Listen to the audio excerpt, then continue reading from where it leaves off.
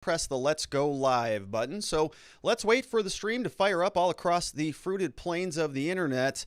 And I want to make sure that the audio is coming in loud and clear to make sure that things are rocking and rolling and that the stream is cracking, because we got to be broadcasting before we can start the show. And it looks like we're online now across the board. So let's get started, shall we?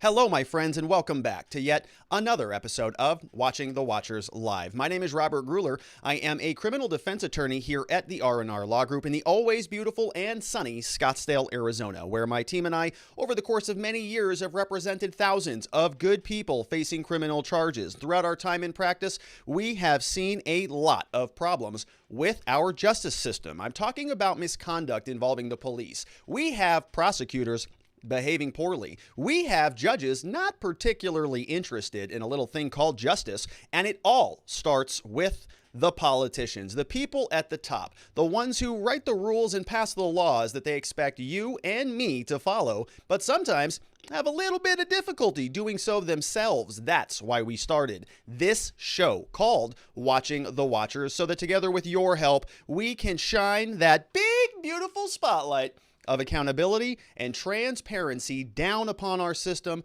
with the hope of finding justice. And we're grateful that you are here and with us today, because we've got a lot to get into. We are going to be revisiting the Cuba revolution. Something's happening down there. We talked a little bit about this on Monday when I showed you some of the photographs from my trip down to Cuba. And now it's looking like there are calls for actual military intervention from elected officials here in the United States. And so this thing is sort of escalated quickly, didn't it, from Monday, where it was just some protests and maybe a little bit of a breath of freedom happening down there. Now, today, we've actually have calls of military intervention now. So this could actually be going somewhere profound or not. So we're going to take a look at what's going on in Cuba. We've got the Cuban leader. His name is Miguel Diaz-Canel. He actually put out there an order of combat. Sounds like something from the Game of Thrones. But he said that if you're a communist, you got to get out there and fight for communism. So that's taking place down in Cuba. We've got the White House press secretary who is coming out here saying that this thing was all about mismanagement. Really didn't have anything to do with communism per se. We've got the Homeland Security secretary, guy by the name of Mayorkas, is telling the Cuban refugees, the political refugees seeking asylum, don't come. Sounds a lot like Kamala Harris when she went down to Guatemala and wagged her finger in their faces. So at least we've got some consistency. We have Miami Mayor Suarez now even hinting at an airstrike or something like that. So we've got that clip and a lot of activity going on out of Cuba. So we're going to spend some time there. Then we're going to transition. We're going to come back domestically and go over to the Fourth Circuit, because there was a ruling out today saying that people under the age of 21 have a constitutional right to carry a firearm. Very interesting opinion.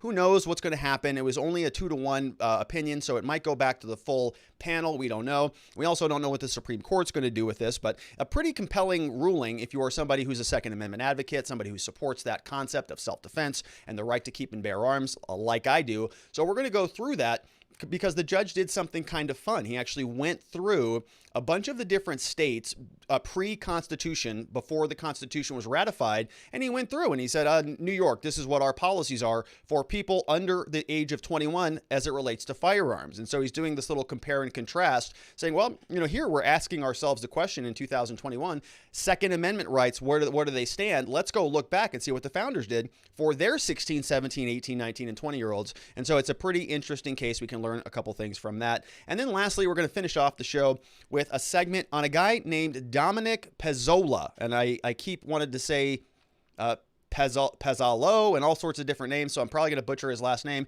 But his name officially is Dominic Pezzola, Pezzola. And he's a defendant that is being charged with crimes, of course, stemming from January 6th, from the Capitol Hill riots, still in custody, like many others, and still sort of being treated poorly, according to his attorneys. They submitted a motion a couple days ago that is asking for bail, asking for bond, and they are describing some of the horrid conditions in the D.C. jails. And they did something also interesting in this motion, good lawyering, where they're going through and they're saying, hey, why are these Capitol Hill defendants still in custody when Derek Chauvin, who murdered somebody, was out on bond? When Kyle Rittenhouse who murdered or, homicided, killed people. He's out on bond. We have other officers who have shot and killed people. They're out on release. And other people with similar crimes, they're all roaming free. So why not these Capitol Hill defendants? And they do a nice little compare and contrast over there. So some good legal stuff that we got to get into today. If you have questions or comments or you want to lob a criticism my direction, please feel free to do that. Head on over to watchingthewatchers.locals.com. We've got a live chat taking place right now. And so I want to show you what's going on with that. Let's give some shout outs in the chat over at Locals. We've got Joe Snows here. We've got Want to Know. Let's say hello to who else is here? John Delar's in the house, Thunder7, and several others. And before I move forward, I want to remind you that because YouTube demonetized us, Locals is where we're building our sort of separate community. And there is a link to a form that looks like this. It's the Watching the Watchers Show Questions or Comments form. It's a private form. There's a link over there. So if you have a question, go fill that form out, and I will do my very best to answer it as we go through the show today. And once again, thank you for all of your support. Let's get into the news of the day.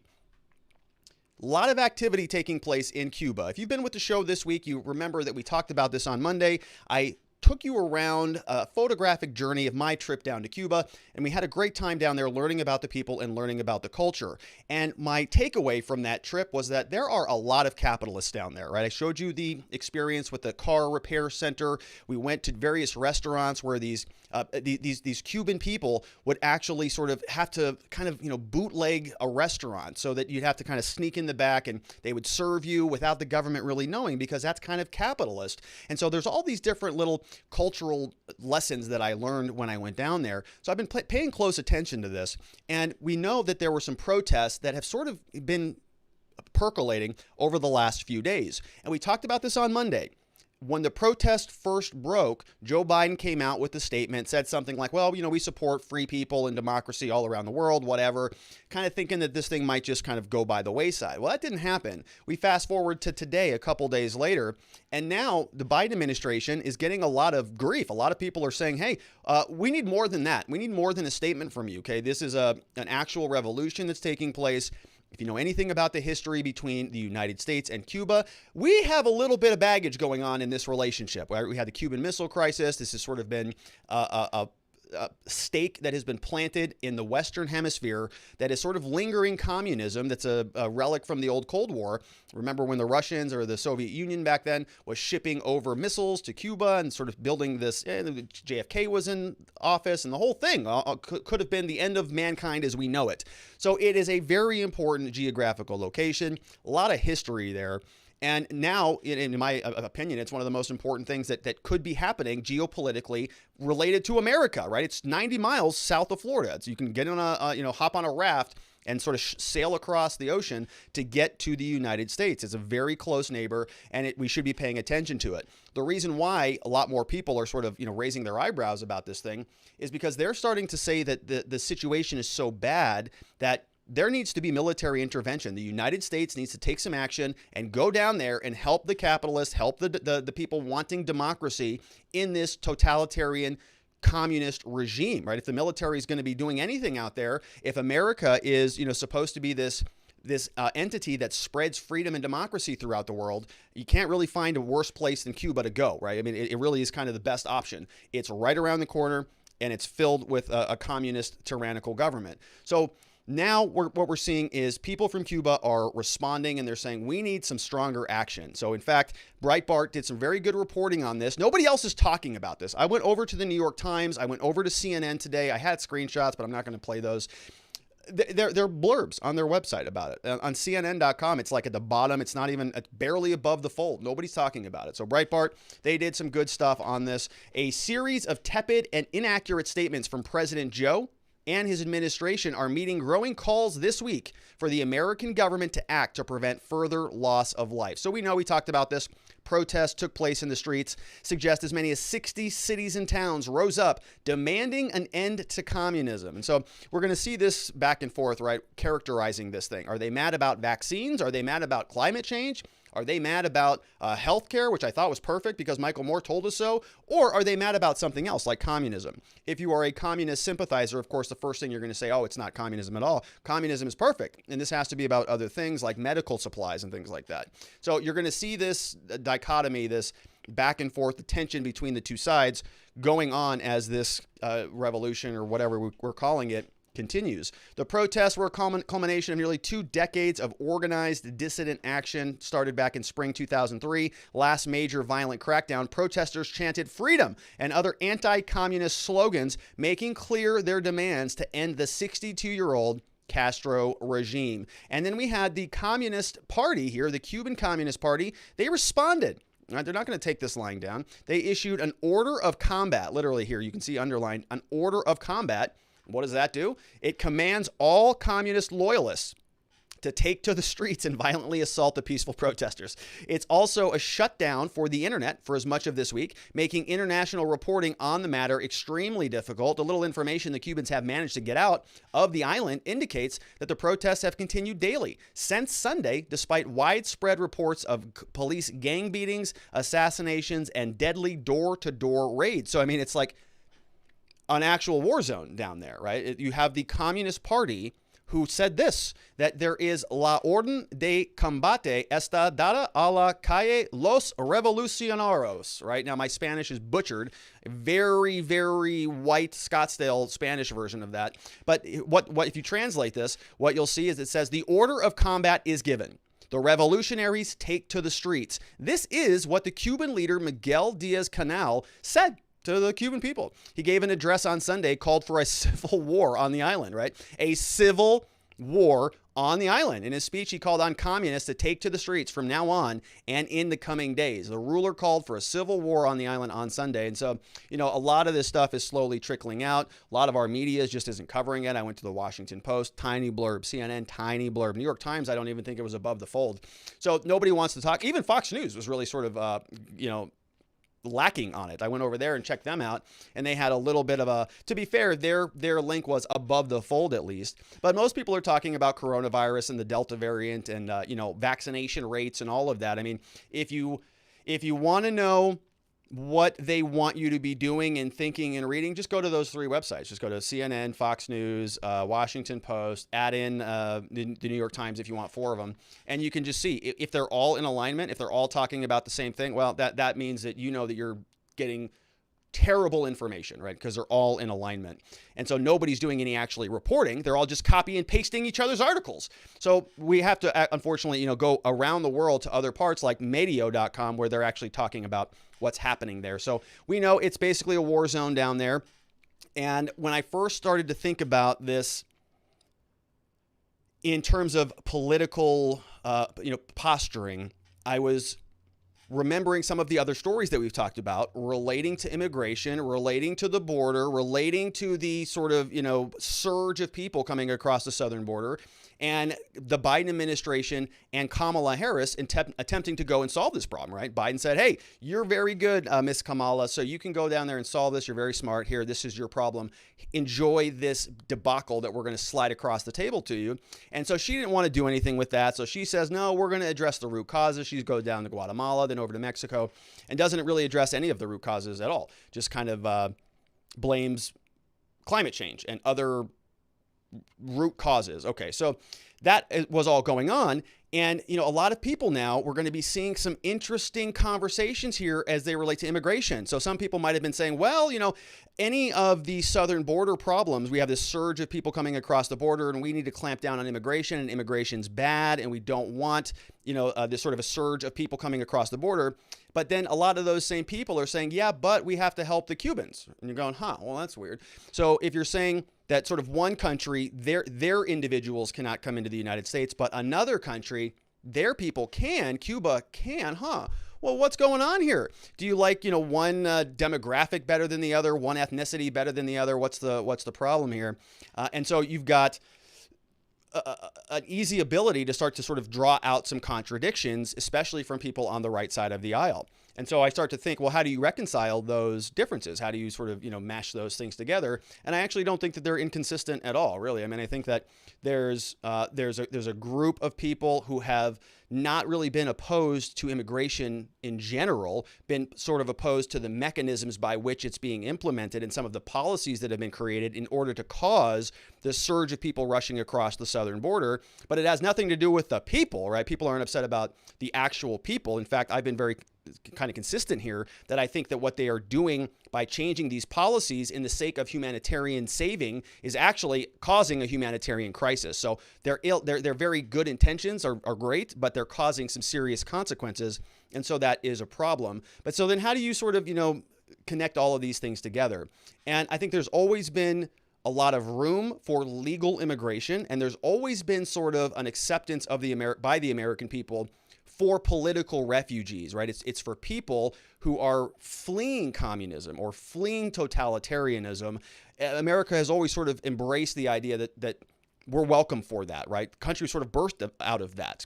Bunch of founding fathers and mothers and sisters and brothers all came across the Atlantic and said, we're refugees, we're political refugees. What's happening in our home state is garbage, and so we want to go form a new world. And so that has always, I think, sort of been ingrained in the aura of America, right? We've got, the Statue of Liberty and people on, coming across the island, looking up to Lady Liberty. And it's a powerful thing here. So if we're talking about the Cubans and they are fleeing a communist totalitarian dictatorship, you kind of might think that those would be the ideal people that you would want to accept into the country, right? It's people that appreciate freedom, appreciate liberty, and they want to be a part of the American ideal, not just because they want a better life, but because they're literally escaping execution, theoretically. And so we've got a lot of issues to dissect there, but it is an important question for the current administration to be grappling with, right? What happens if you're a Cuban person, you're a capitalist, you're somebody who doesn't like the Castro regime? In other words, you're an ally of America. What do we do with you? If you want to come to the country, to the United States, what do we do? Do we intervene? Do we allow you to come in? Do we expedite your transition out of the country? Do we send resources over there, support? What do we do? Well, Biden administration, they're going to tell us what they intend to do. So here is the Homeland Security Secretary. His name is Mayorkas. Oh, hang on one second. I've got to change something over here.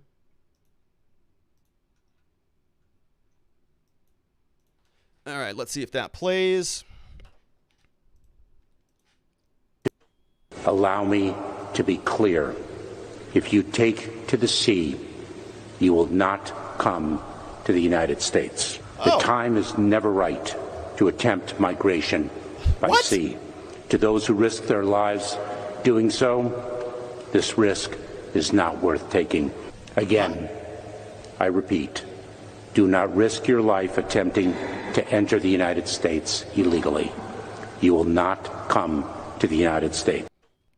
Okay, so that's another little bit of an administration change, isn't it? Just like I was saying, well, some of the conservatives might have a little bit of a contradiction to reconcile there, maybe saying we don't want immigration from certain countries, but it may be okay from other countries. The Biden administration has a little bit of a contradiction there too, right? Because we heard for a long time, at least until very recently, that everybody's welcome here, and that anybody who doesn't say that you're welcome in America is a racist and a bigot and somebody who is a xenophobic monster who needs to be eliminated from office. Mayorkas and many people in the Biden administration, that was their characterization of Trump and all of the hardline immigration policies. So during the campaign, and very recently, up until we started to recognize that they have lost total control of the southern border, did their language start to change a little bit. And now it's this don't come. Right now it's Kamala Harris going down to Guatemala, wagging her finger in their faces saying don't come. But their policies don't match. So the contradiction here, of course, is that Kamala Harris will go down to one group of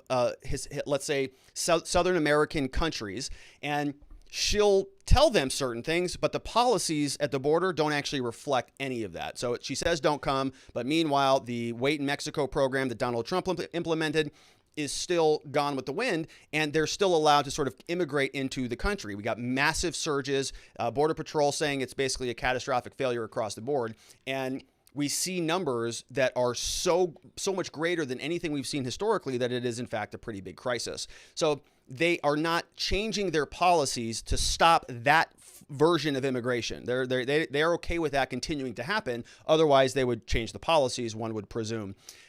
But they are not willing to allow unbridled, just unfettered immigration from Cuba. Why is that? That's very, very strange. Why is it okay from some countries and not other countries? Right? Both sides are going to have to be asking themselves that question today. And I would be curious to know what the answers are. We have Jen Psaki, of course, over at the White House. It's a difficult balancing act that you have to do when you're sort of sympathetic to socialism, big government, communism, from a philosophical perspective, right? The idea of central planning, the idea that the government should have more control from a fundamental level, right?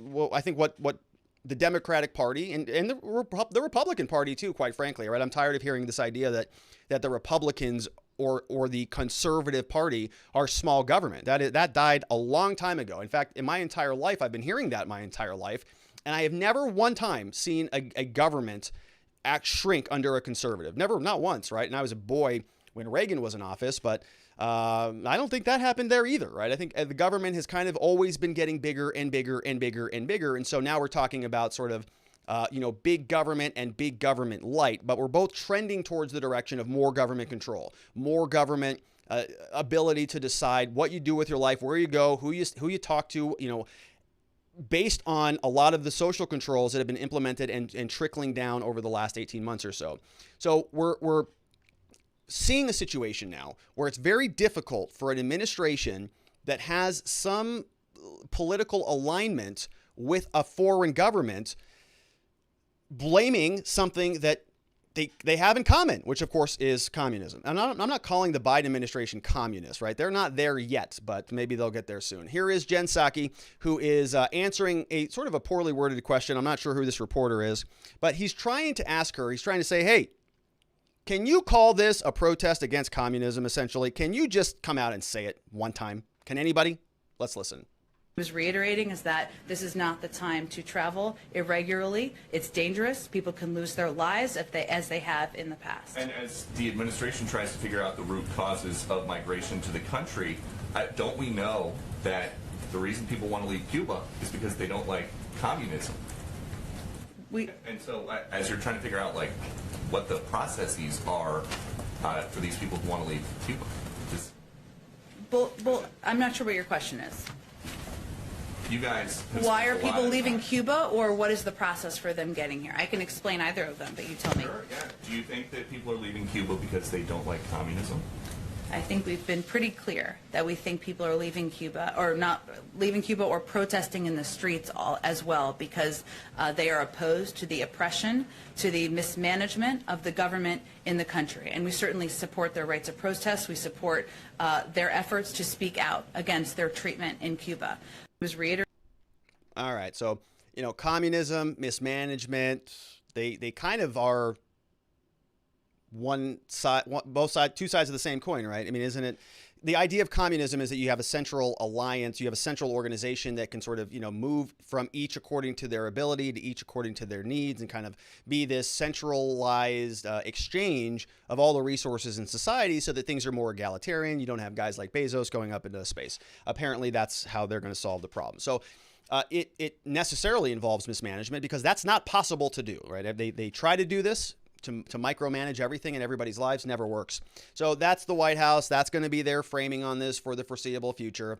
Meanwhile, we've got a lot of Cuban people who are not happy about this. And in fact, they were so upset that they closed down one of the expressways in Miami and they blame Biden for a lack of support, right? So the Cuban American protesters, they shut it down. Hundreds of Cuban American protesters blocked a major expressway in Miami on Tuesday, demanding that Biden do more. We need Biden's support, one man said. So we are trying to fight to finish with the communism.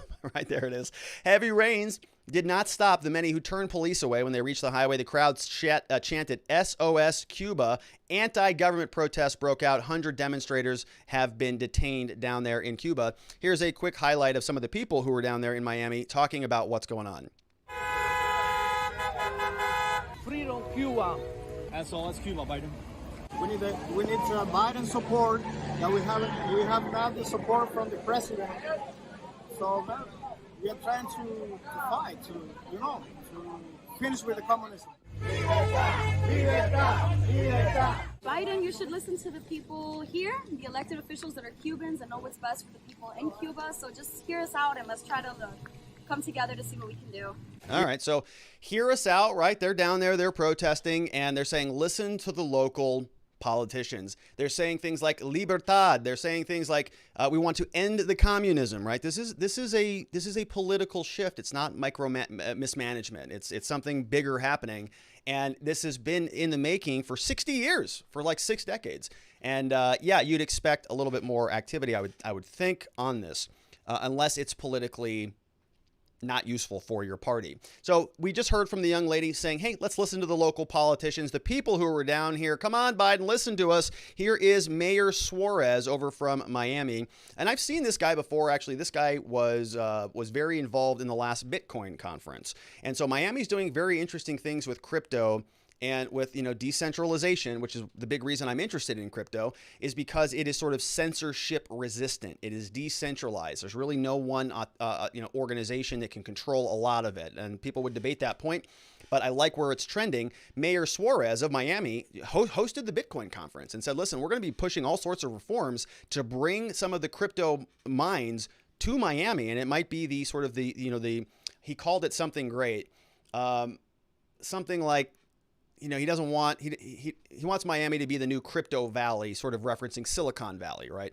So a lot of interesting things happening there. And let's listen in and see what he has to say. Very, very interesting interview here with Fox. No, I don't think the embargo is cruel at all. And I think that the Cuban people are not asking for a lifting of the embargo. They're going out in the streets every single day talking about the failure of the communist regime to provide for its people. And I don't understand why that's so difficult for people to understand. It has failed for 6 decades. Question. And what should be being contemplated right now is a coalition, a potential military action in Cuba, similar to what has happened in both administrations, in both Republican and Democrat administrations. In Republican with Bush in Panama, they deposed Noriega, and that country had peaceful democracy for decades.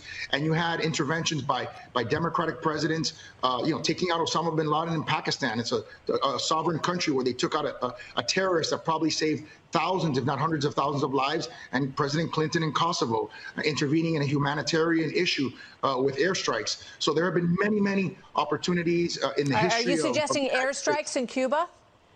What I'm suggesting is that option is one that has to be explored and cannot be just simply discarded as an option that is not on the table. And there's a variety of ways the military can do it, but that's something that needs to be discussed and needs to be looked at as a potential option, in addition to a variety of other options that can be discussed. So your first thought, right? Of course, anytime you hear military intervention, at least mine was, another one? Like what are we going to go down there for, another 40 years? Like we're just trying to finish up a couple of the last ones we were involved in. Can we maybe not start another, international conflict? But at the same time, he makes some pretty good points, doesn't he? Right? The Democrats do this, the Republicans do that. If they are, if part of what America does, like if that's what as a country we decide we want to do, is go around and sort of prop up democracy around the world. You can debate that. That's a whole separate point. But his point is valid, right? A lot of people say, "Oh no, we're not going to go down there and help the Cubans at all." And he goes, "Why the hell not? What are you, nuts? We went over to the Middle East and helped them. We went into Pakistan and we got Joe Biden under another administration. So don't tell me that we don't do military intervention for certain interests. We do it all the time. And why shouldn't the Cuban people get the benefit of that?" And I think that's a very good point, right? If there's going to be a situation where there is a country that is communist, that's going to be on the verge of a democratic country, that has a lot of amazing people down there, that's right across the pond from us, and that has a lot of opportunity economically for their people, for the American people, for the Western Hemisphere, for the world, why wouldn't we go and do that, right? Why is it only that we go into countries where they don't want us, for example? Why do we go plop down in Iraq where we have to fight the entire country and the entire region for 40 years, for 20 years, right? For however long it takes. or Afghanistan or any of these other places. It sounds like the Cuban people are demonstrating they want the Cuban regime, the Castro regime, thrown out of there, and America is capable and willing to do that. So, why wouldn't you have that conversation? If America has already decided that we're going to be this nation-building police force of the world, well, why are the Cubans excluded from that? It's not quite fair, is it?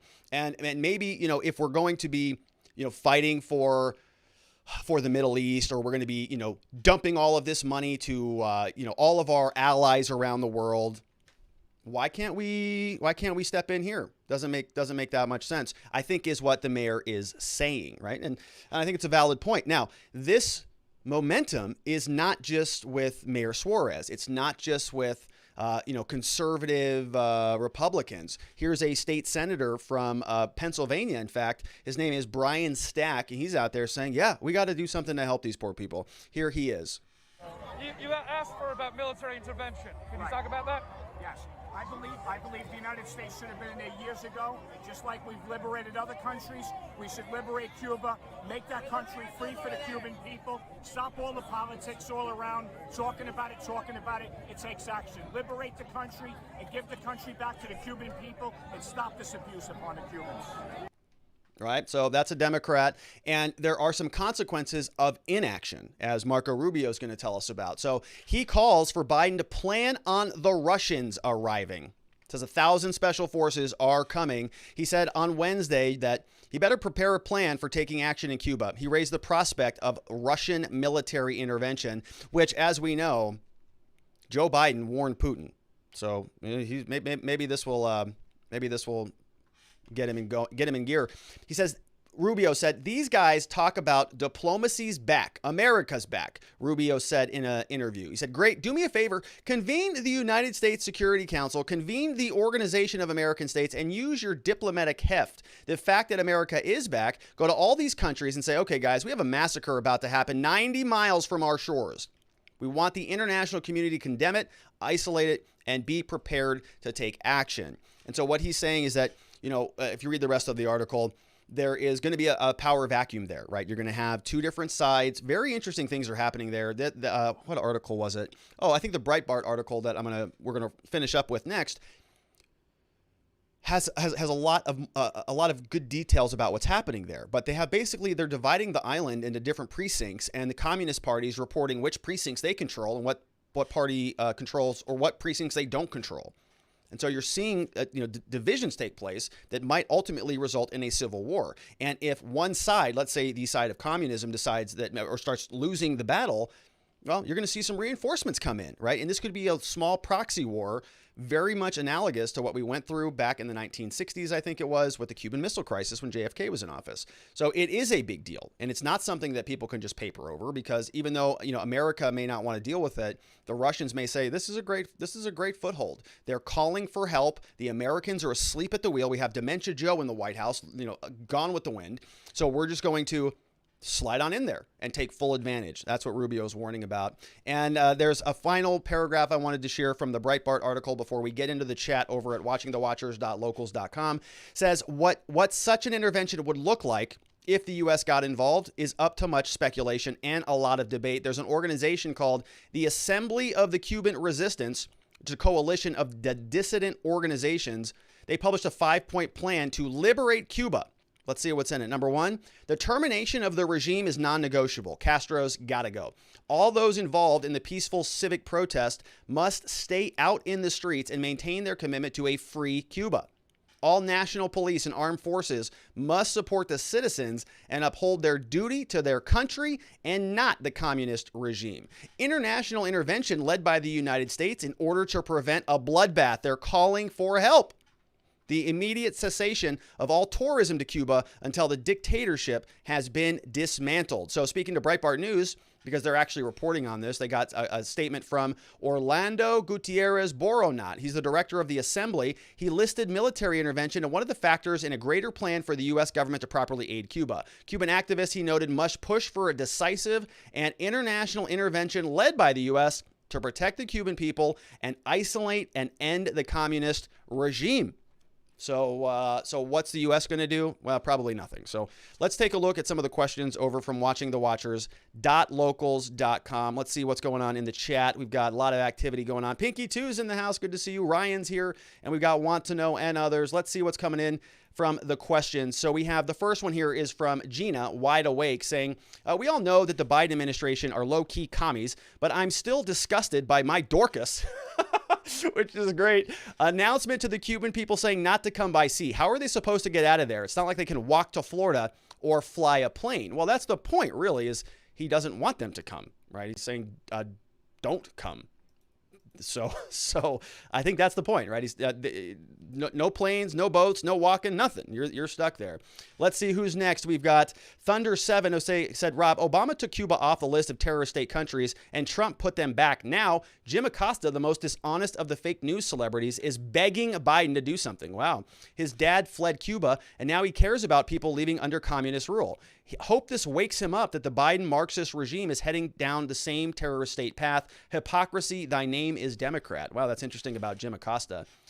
It's kind of wild when people can't see that. I was listening to this really fascinating interview the other day, last night actually.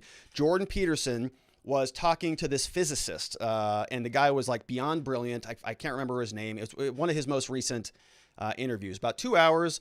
And the guy was like a PhD physicist from MIT, went to Harvard, went to all of these things. And he's talking about how the universe is all random. Everything's 100% random. And he goes in and he makes very good arguments. Well, this happened and life is this thing. And, you know, we all think that life is very profound, but it's kind of not, because if you put it on a time scale of 13.8 billion years, you're going to have a lot more of those that come and go, and you'll never even know about it, right? And all these things. And he kept talking about the sort of the amazingness of the coincidence over and over. It's incredible that this happened. Like, it's amazing and it's amazing. It's amazing. And the whole time I'm thinking, hello, my friend. That's exactly what the intelligent designers say, right? It's so incredible that it had to sort of come from something. And so, you know, people will take the same issue. He's looking at all this randomness and saying, oh, this is just a pure accident. Other people will look at the same series of randomness and say, well, it's so coincidental. It's almost beautifully designed. And so you'll see the same thing, right? You've got Jim Acosta, who is basically a communist, largely, who is now upset about communism and communist rule, right? He's working for CNN. He wants massive government oversight of everything. He wants the government to tell you what to do, where to go, who you can hang out with, how long to stay indoors and outdoors, and what to put in your body. And so now he's saying, well, this is a problem. We have to help the Cuban people, not recognizing that he's the person in the kitchen who's turning the heat up on the frog in the boiling water. Good comment there, Thunder7. Let's see who else. We've got Go Navy says, amazing how the Biden regime welcomes everyone except the Cubans, because, of course, the Cubans voted for President Trump. There it is. So I was waiting to see if there would be an explanation for the differential there, right? You know, why does one segment of South American countries get to come in, or Central American countries get to come into the United States, but not the other one? And it's interesting because I mentioned previously that there were a lot of capitalists in Cuba. So maybe that's the reason. All right. What else? We've got Want to Know says, what happened to Bernie saying Cuba was a great example of healthcare? Kind of quiet lately. Yeah, that's a good point. We've got next up, we have Want to Know says, I watch Fox early in the morning. The main people talking about Cuba and elections a lot. The riot in Africa are bad, and the border crossing. So Fox is talking about it. Sharon is here, says, why would the current U.S. regime oppose the Cuban communist regime? After all, the current U.S. regime is communist, or at the very least, very communist friendly, right? Which is the point, is they're not going to do anything that would make it easier for people to sort of escape the regime, would they? We have Sharon also says their policy towards the Cubans trying to enter illegally has nothing to do with the border crisis. They will not support an anti-communist uprising. Yeah, right, because I think they would be more in alignment with freedom and more freedom-oriented ideals, and that doesn't necessarily help their party. Rob, great coverage of the Cuba situation coming from Thunder7, says, by the way, Cubans vote Republican, so that's why the Dems don't want them here. Oh, that's terrible. So if you're Republican, we actually prefer you just die in Cuba. So good luck out there. maybe if you voted left, we'd invite you over. Joe Snow says, Rob, it's now being referred to as the Uniparty. They are neither Dems or the Republicans anymore. They're all part of the same team. I agree with that. I've been saying this for a long time. The Republicans go in there and they just ransack the Treasury. Then they do it for a few years and they just, oh, we're done now. We're full. You can go Democrats, because if we keep eating, they're going to be mad at us. So it's your turn now. The Democrats go in, they clear it out. And then they don't want to get in trouble with the American people. So all right, we're done. It's your turn now. The Republicans come back in. All a bunch of just awful politicians. Okay, next we've got Sharon says, off topic, but I'm having a problem with your form. I can't see the whole text, just a few words, so I have to type the question on a sticky note and copy and paste it. Okay, so I know why that is, Sharon. I can answer that. Is because I actually shrunk the form box to make it smaller because people were sending like paragraphs. So I can actually increase that size a little bit, and I'll go ahead and do that after the show. Apologies for that. So that is a problem. I don't want you to have to copy and paste. That's a pain in the A, and we're not gonna allow that here, Sharon. Not gonna let that happen. We have Lavoisier. Lavoisier. I saw Lavoisier sign up very recently. Welcome to the community there. Says, isn't Mayorkas Cuban? I'm pretty sure his family fled Cuba to Florida. Strange he's telling Cubans to stay home. It is interesting. Why? Why is this a theme? Right? Didn't Barack Obama do that with his brother? He's like, good luck, Malik, right? No, that was his daughter. What's his name? He's hilarious. He's on Twitter. And then AOC did that with her abuela. And so now Mayorkas is doing that with his grandma or something. All right. So I don't know. I don't know why that is. Jeremy Matrita is in the house. Said, Rob, the recommendation you made yesterday referring to when being faced with difficult situations, you said you always chose to take the difficult path because there is usually a reward or opportunity to grow. Oh, wow. I was facing a decision on whether to attend a difficult training next month, and your words of encouragement spoke to me. I pulled the trigger, committed to the paid training before I could back out of it, and I finally went to the gym today. That's from Jeremy Matrita. Jeremy, that makes me so happy, man. I'm like smiling so big inside right now, and you can see it on my face. It really makes me happy that you're doing that. It's such a cool thing. You know, training is so important. It has been, I tell people this all the time, it's the secret weapon. I tell them, I say, hey, this is our secret weapon. Training, coaching, a lot of learning, continual education. Just because you're 30 something years old doesn't mean you're done learning anything. And you got to, treat it the same way you did in college or high school. You got to go learn. Paid training is very good. As long as you go and you sort of get some good stuff out of it. The gym is super. Jeremy, I'm super happy for you, man.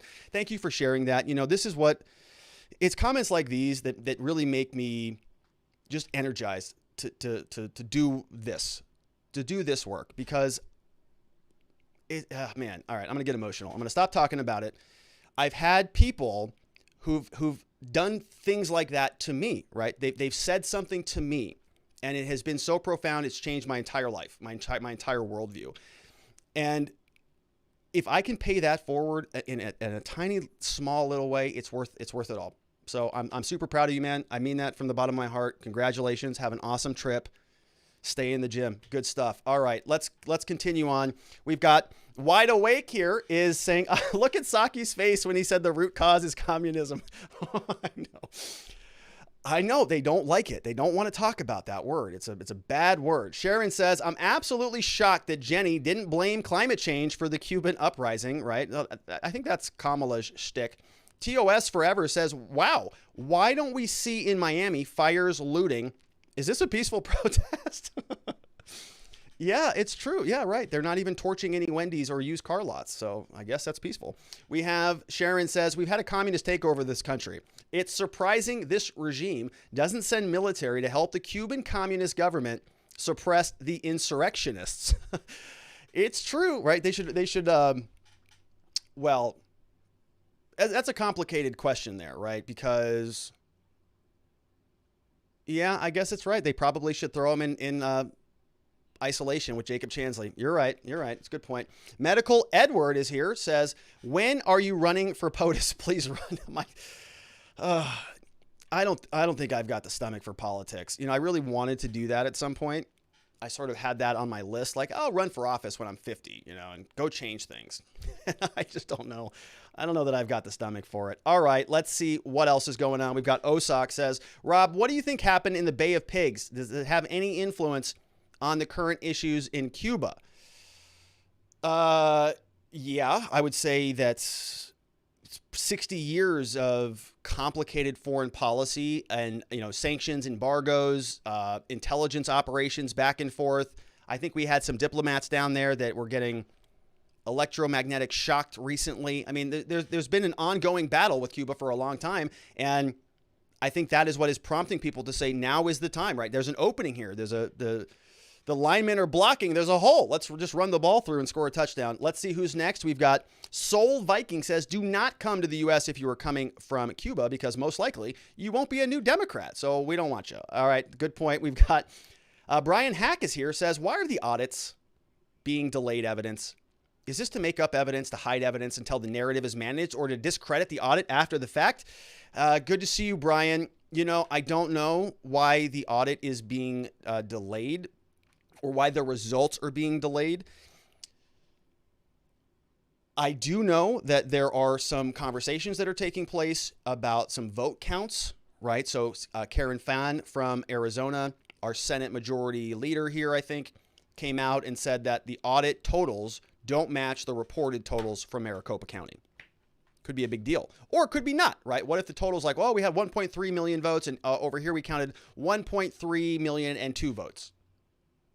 Not consequential. But what if it's 1.1 million versus a 1.3 million? That's a big deal, right? And so before you ever reveal that stuff, you got to be bulletproof on it. Checking, rechecking, multiple independent checks, and so on. But I don't really know. I'm working on a bigger project on all of that, and that's going to be a lot of fun. We've got Sharon says, the U.S. government is not asleep at the wheel. They're supporting the commies. I guess that's a good point, right? Sometimes I will attribute malfeasance to just incompetence, and that's not always accurate. I agree with that. We have The Last Villain says, it's not about bombing Cuba, it's about leverage. Trump wielded American power in a way that made you pay attention. Democrats want to say words like diplomatic solution so they can blame others. Plus, Democrats don't want to trash the new order they are working to make America into. Yes, so when you have a government that exerts a lot of control, that's sort of an attractive way of operating a country. And so they're not going to undermine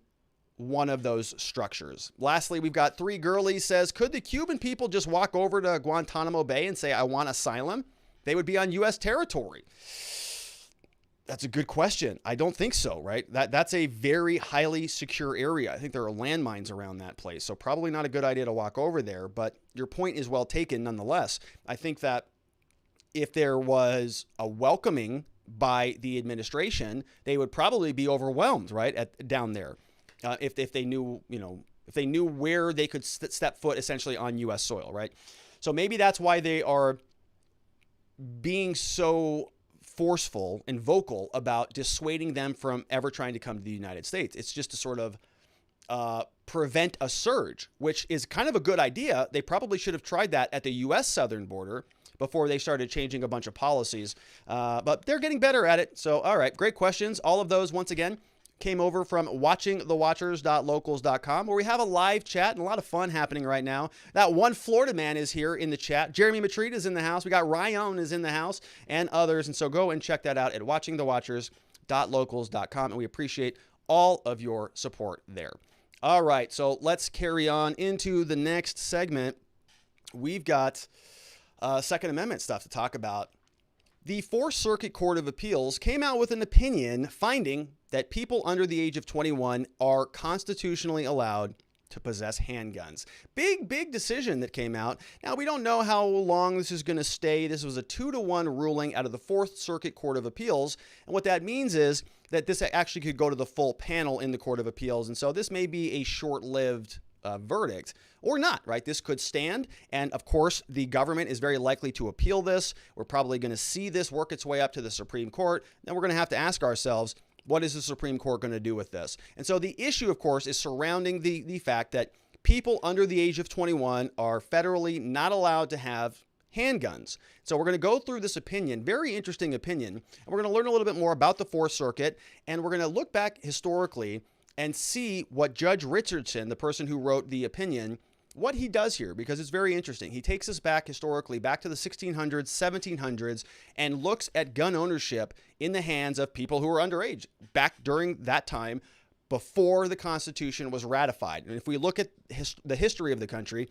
then maybe we can say, well, that's what the founders were doing back then. That's what they meant when they wrote the Second Amendment. So maybe that's how we should apply it today. So let's take a look at what's going on. We're going to get a headline from Roll Call. It says the appeals court finds age-based handgun purchase ban unconstitutional. The judge says that they will not relegate the Second Amendment or 18 to 20-year-olds to a second-class status. Wow. Federal appeals court ruled on Tuesday that the federal ban is unconstitutional. Congress in the 1960s did not demonstrate a good enough reason for the law. Right? This is a federal law. It's been around for a long time. The judge said, sorry, it's terrible. 2-1 ruling, a 3-judge panel for the Fourth Circuit, which is in Richmond, Virginia, found that the Second Amendment right to keep and bear arms is no different from other constitutional rights that start at age 18. So the government must have a justification to restrict that right. Richardson, I clipped out, a Donald Trump appointee, joined the majority opinion by another judge, Stephen A.G., a presidential George W. Bush appointee. So we got 2 Republican appointed judges who are finding this opinion. Now, let's take a look at the opinion before we learn a little bit more about the Fourth Circuit. I want to show you this. So it's Tanner Hirschfield and Natalia Marshall. These are the 2 plaintiffs. They were suing or filing a complaint, seeking injunction against the ATF, Bureau of Alcohol, Firearms, Tobacco, Explosives, Marvin Richardson, acting director of ATF, as well as Merrick Garland, the current U.S. attorney. So they're all also naming... So Brady, the Giffords Law Center, Gabby Giffords, of course, was shot down here in Tucson, Arizona. And so they filed an amici brief, which is a friend of the court, sort of a brief. So we've got these 2 individuals, Tanner Hirschfield and Natalia Marshall. Let's see what's going on with them.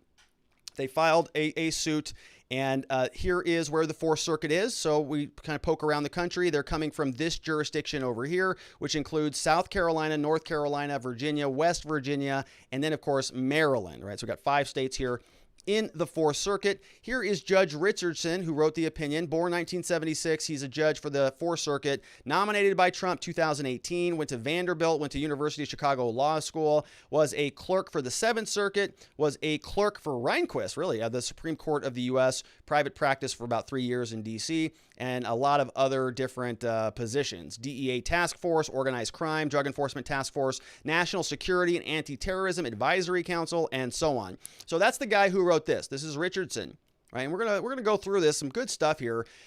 Let's read a little bit. It says, when do constitutional rights vest? When do you get them? How old are you? 18 or 22 or 21, 16 or 25? Why not 13 or 33?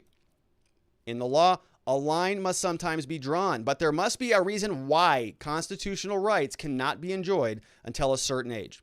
Our nation's most cherished rights vest no later than 18, and the Second Amendment right is no different. Plaintiffs want an injunction. They want a declaratory judgment. They want to say that the federal laws that prevent gun dealers from selling handguns to 18, 19, or 20-year-olds, that violates the Second Amendment.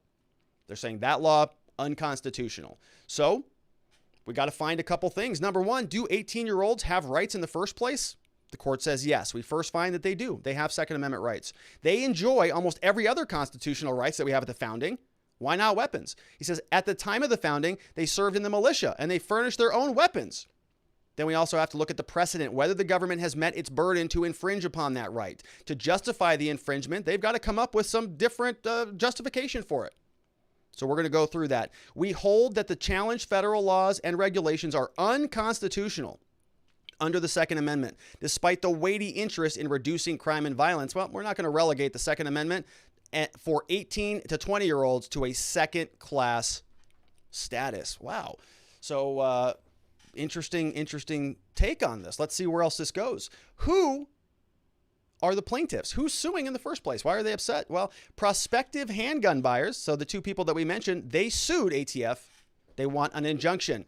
They want a declaratory judgment. They're saying that what you're doing by not selling us these guns, it's violating the Second Amendment. 19-year-old is Natalia Marshall. She had a good reason to seek protection. Why? She had been forced to obtain a protective order against an abusive ex-boyfriend who, since the order, was arrested for unlawful possession of a firearm and controlled substances. He was released on bail, never came to the court, issued a warrant for his arrest, along with the threat from her boyfriend. She's a horse trainer, equestrian trainer, often in remote rural areas, interacts with unfamiliar people. She grew up training with guns, believes that handguns ease of carrying and training makes it the most effective tool for her protection. But because Marshall was 18 when she tried to buy a gun, couldn't do it. She preferred using a licensed dealer because they tend to have a wider supply, a good reputation, and a guarantee, but they would not sell it to her. She's now 19, remains unable to buy a handgun from a federally licensed dealer. The other plaintiff is Tanner Hirschfield. He tried to buy one, but was denied. He was only 20. But he's since turned 21, no longer affected by these laws, so those are now moot. Marshall, however, is not yet 21, so this appeal may proceed. So what happened if she would have turned 21? Well, go buy a handgun. You no longer have a claim because it doesn't apply to you anymore, so there's nothing to complain about. So that would have been moot.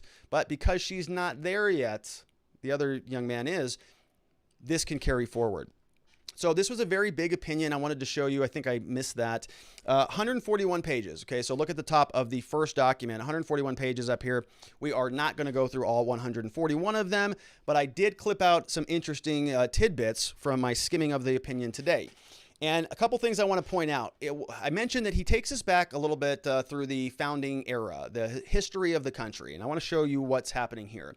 He talks about the founding era militia laws. He says the historical evidence from the founding shows that the 18 and 20-year-olds are protected by the Second Amendment. He said the militia laws during the founding provide powerful historical evidence. We can just look at the laws they had. Near the time of the ratification, the federal government in every state required 18-year-old men to be a part of the militia and to bring their own arms. Right? That was in the DC versus Heller case. This evidences the founding public's understanding that the militia and the Second Amendment encompassed 18-year-olds. Obvious. Right there. Just from the founding laws. These founding era militia laws illuminate broader rights that are enshrined in the Second Amendment. The civic purpose of preserving our nation's security sits at the Second Amendment's core.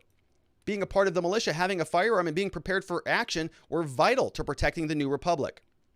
Right. So talking about this from a national security perspective, almost that this was critical, and we gave it to 18-year-olds. And so the response always to that is, of course, well, we don't really need that anymore. We've got police, we've got a military, and so you little American people, you Second Amendment lunatics like me, you don't need your guns because the police are going to handle that for you, there, buddy. As is the military, and so you don't need those anymore. Now, he goes through that argument and sort of dismantles that, right? And we're going to see some of that here.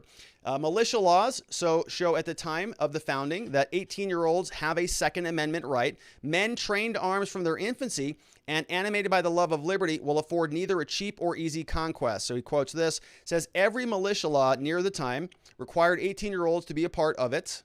He also says that the militia clauses to better organize the militia for federal emergencies. Select militia should be set at age 18, according to one of another document that was published back during the time of the founding. So let me show you this. So this is the appendix here. And I want to show you that these are the pre-ratification militia laws. And so he goes through this, and you'll notice different citations. So in Connecticut, back in 1786, there was a law called Acts and Laws of the State of Connecticut in America. And they passed an act called an Act for Forming, Regulating, and Conducting the Military Force of this state. And guess what? The age was for Connecticut 16 years old in Connecticut, pre-ratification, prior to the founding of the country, prior to the ratification of the Constitution. They're looking back and saying, okay, well, they wrote the Constitution and the Second Amendment in order to fix the problems at the time. What were some of the problems at the time? Well, we needed an active militia and things like that. And in Connecticut, well, their age was 16. Delaware, 18. Georgia, 16. Maryland, 16. Massachusetts, New Hampshire, New Jersey, and New York, all 16. Right? Here we have here in New York an act to regulate the militia, 1786. We have another one in New Jersey, 1781. Another one from New Hampshire, another 1786. And so the list goes on and on. North Carolina, another 16. Rhode Island, another 16. South Carolina, Vermont, both 16. Virginia was 16 in 1775, and they bumped it up to 18 10 years later in 1785.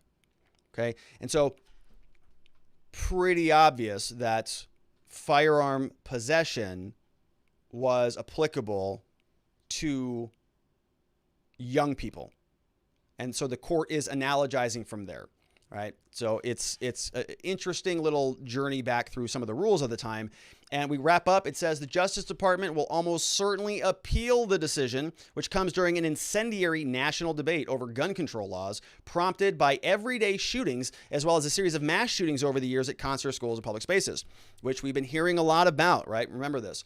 We've been talking about Attorney General Merrick Garland coming out and talking all about gun violence, gun violence, gun violence, gun violence. Here this is now. Supreme Court, with the newly expanded 6-3 to conservative majority, has teed up a major case about state concealed carry laws, and the term starts in October. We're going to see how far the judges go. Meanwhile, Congress stands at a partisan deadlock over numerous gun control proposals backed mostly by Democrats, and he's issued executive orders taking other actions to combat what he calls an epidemic of gun violence. A lot of epidemics out there these days. Pandemics, the whole thing. All right, so that's what's happening. Let's take a look over at the watchingthewatchers.locals.com live chat and questions coming in. We've got Joe Snow, Ryan, that one Florida man. Sarah Smothers is here in the house. Let's see, Ryan's there as well. Okay, let's go over to the questions, see what we've got. Just a couple came in on this topic. We have, Sergeant Bob is here. Sergeant Bob's in the house. Sergeant Bob says, Sergeant Bob here with Miss Lucky. Hey, Sergeant. All my retired cop friends support the Second Amendment. Cops you see in uniform supporting gun control are most always politically appointed chiefs of police who can get fired if they refuse. Yeah, so that's interesting, right? Sort of you go along in order to preserve your job, right? And people do that all the time. That's just I'm just doing my job, man. I know. Sorry. I got a wife and kids at home. She's screaming at me. She just texted me, pick up the milk on the way home. Whatever, you're getting arrested. I don't have time to talk about it. And, they deal with a lot of the same stresses that the rest of us do. But the Second Amendment stuff, it's good to know that there are many officers out there like you, Sergeant Bob, who support that, because I think, it serves the police as much as everybody else. Like, we all want that, right? We all want self-protection. We all want to be able to defend ourselves and our families. And I appreciate your comment on that. And I know I owe you an email, Sergeant Bob. You're on my list. You're on my list. And you're there. You're at the top of it. Sergeant Bob has a book that we're going to be telling you about shortly when we get there. Thank you so much for being here, Sergeant Bob. We've got Levoca again, says, Rob, thanks for a shout out. Glad to join the community. Always happy for a win on the Second Amendment issue. Also, the handle is pronounced Lavoisier, as in the famous chemist, Lavoisier. Lavoisier. So I'm going to try to get that. I love that. Lavoisier. I've told a story here, I think, on the show. When I was in law school, we had a substitute professor come in, and she was going through attendance, and she was reading the attendance. She got to my name, and she said, Mr. Gruler? And I wasn't paying attention. I had no idea who the hell she was talking about. And nobody else in the class did either. And everybody's sort of looking at each other going, who's Gruler? Everybody's looking around. And then somebody's like, I think that might be you. And I was like, Gruler? And she goes, oh, Gruler. And so it was kind of a running little gag that my name was French now. It's Robert Gruler, which is very, very fancy, like Lavoisier. So I like that. I think that's pretty fun. If I ever move to France and subject myself to their mandatory vaccines, then maybe I'll switch that up. Good to see you, Lavoisier. I'm so grateful that you're here, and I love the name. I'm going to have fun with that one. We've got Ghost Gunner here, says, the more wins we get in circuit courts, that get appealed, the better. There's several in the 9th as well. Let them appeal to SCOTUS. They are very pro Second Amendment. I want an NFA and GCA to get in front of them. Strike them all down. Yeah, right. If a 6-3 conservative court's going to be good for anything, hopefully it's something meaningful. Good to see you, Ghost Gunner. We'll see if it gets there. Thunder 7 is here, says, Rob, the Dems have been trying to take the guns away from the people. Isn't the Second Amendment a civil right that cannot be infringed upon? It is a civil right. It is a fundamental right. It is a constitutional amendment that means it is about as guaranteed as you can get in this country. That doesn't mean that it is beyond any regulation or beyond any sort of infringement, right? The courts have said all sorts of infringements are appropriate for example, right? If you're a convicted felon, you don't get that anymore. Sorry. You forfeited that right by, doing what they consider to be a breach of society's rules. And so there are different things that the courts have held to be valid infringements, but I think that they have gone way too far in many states. Looking at you, California. We have Three Girlies is here, says, few points. Our founding fathers did not like the idea of a standing army. They wanted us to have a militia, mainly because of the tyrannical verbiage that was spewing out of Joe Biden's mouth lately. Biden even said that the American people would struggle with fighting against F-15s and nuclear weapons. I think Swalwell said that too. Final point, if an 18-year-old can fight in our army, why can't they buy their own firearm? It's a great question, and it's because of political hypocrisy and nonsense is really what it comes down to. Totally agree with you. Candidly, I think that should be extended to alcohol too, right? And I don't even drink alcohol anymore. But yes, right, if you're going to be somebody who's going to go put your life on the line, you can't have a beer after that. I mean, what are you talking about, right? So I think that a lot of what we have going on in this country is sort of, remnants of older eras, and we're due up for some rethinking about a lot of things, but not the Second Amendment. That's pretty robust. That shouldn't be going anywhere. Chris is here. Chris says, at 18, I had completed the Marine Corps boot camp, School of Infantry, security force training, a typical day of duty for me. Had me armed with an M16A2 9mm Beretta and a 12-gauge shotgun. It has never made sense that you can volunteer to serve at 17 in the U.S., but could not personally purchase one of the weapon systems I was highly trained and proficient in using for 3 years after I enlisted. I think this is a change that was a long time coming, and thank you, Chris, for sharing that with us, for your service, and for all of your experience there, right? That's such a great way to summarize it. M16A2, 9mm Beretta, 12-gauge shotgun. And you are a trained user of those firearms. But if you wanted to go back at your home state and go buy a firearm from a federally licensed dealer, sorry, you're not qualified. Wild times. Great question. Thank you for that, Chris. And thank you to all of you who are supporting us over there at watchingthewatchers.locals.com. Much, much appreciated. All right, so we've got one segment left, and let's see what's going on here. Oh, yeah, I forgot about this one. This is going to be a good one. We've got January 6 inmates have been in custody for months, 6 months and going. And we are going to be spending some time today talking about another defendant who just filed a motion to try to get out of custody. His name is Dominic Pezzola. And because he's been in custody for almost 7 months now, you might be thinking that he is somebody, who sort of committed a very heinous crime. We're going to talk about that. Let's go in and get some background before we go into the motion that his attorneys filed. He hired a new attorney, and this attorney filed a very substantive motion saying that the treatment that he is receiving in DC jails is horrendous. It's unconstitutional. It's violating some of his attorney-client rights, and it is warranting his release immediately. So we're going to go through that motion, but we got to learn about who this individual is before we can dissect the actual court document. So Just the News gives us some background here. It says January 6 inmates endure, quote, human rights violations on a daily basis, according to a new bail motion that was recently submitted. The motion says that the DC jail effectively bans attorney-client privilege for January 6 defendants, claim their lawyers. Now, when lawyers start to make those claims, and these are reputable lawyers, and they've got a lot of practice, in criminal law and other areas,